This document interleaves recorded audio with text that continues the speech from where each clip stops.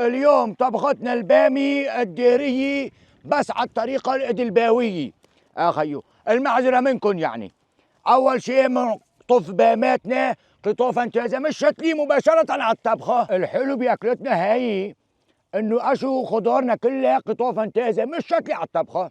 هلق منحوش مندوراياتنا.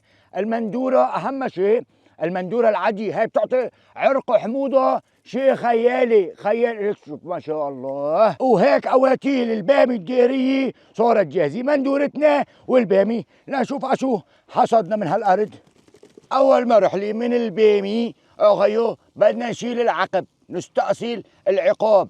عرفت شلون؟ بدنا نشيل كل العقاب تاع البامي اللي عناه ونحضرها. المعروف عن البامي انه ما بيجيب نكهتها غير اشو؟ التوم يا ابن اخوي. بتجيب لي هيك روس فحل، عرفت علي شلون؟ وبتضبط لي اياه، بتفرطه ومنقشره ومنجهزه. بعد ما نكون قشرنا توماتنا، نص بدنا نهرسه هرس ونص بدنا نتركه اشو مشان نحوشه مع البمي. بعد ما نكون حطينا صوجنا وفضينا زيتاتنا الزيتوني، نضع اشو القليل من التوم والبامته. عرفت شلون؟ قارب شوف لي هيك بده يكون عندك اول مرحله من التوم. عرفت؟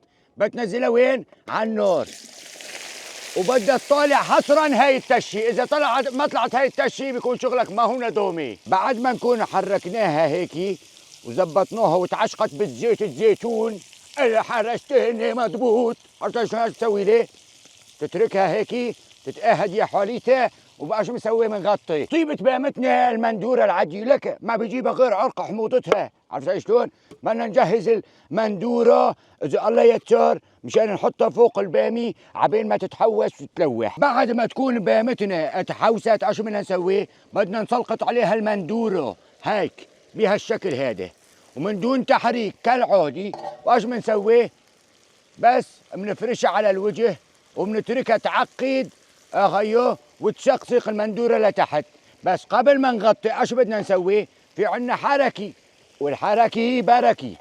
الثوم المهروس كمان بنفضيه فوق المندوره وبنفرشه هيك من سهل تسهيل من دون ما نحركه. عرفت؟ بيعطي نكهه ولا اروع. هلا قولي شو بنسوي؟ منغطيها يا معلم وبنتركها يا حتى تستوي. منضبط لنا فنجان قهوي اخيو، بنسترقرق وبنتروق عليه بين سلوخ العجور والمندورة يا خيو والبرية على أنغام القهوي. سلام يا سلام. وبعد ما نكون تركنا المندورة تقريبا شغلة 10 دقائق فوق البامي من غير تحريك، ايش بدنا نسوي هلا؟ بدنا نعمل له حركتين امان بهالشكل هذا. شو بنسوي؟ بنقول بسم الله، بنجهز لقمتنا وبنجيب بصلتنا. عرفت شلون؟ هيكي شفت؟ عرفت؟ واهم شيء الفليفلي. اسمع. اوه يا سلام يا سلام يا سلام. بنشيل البصل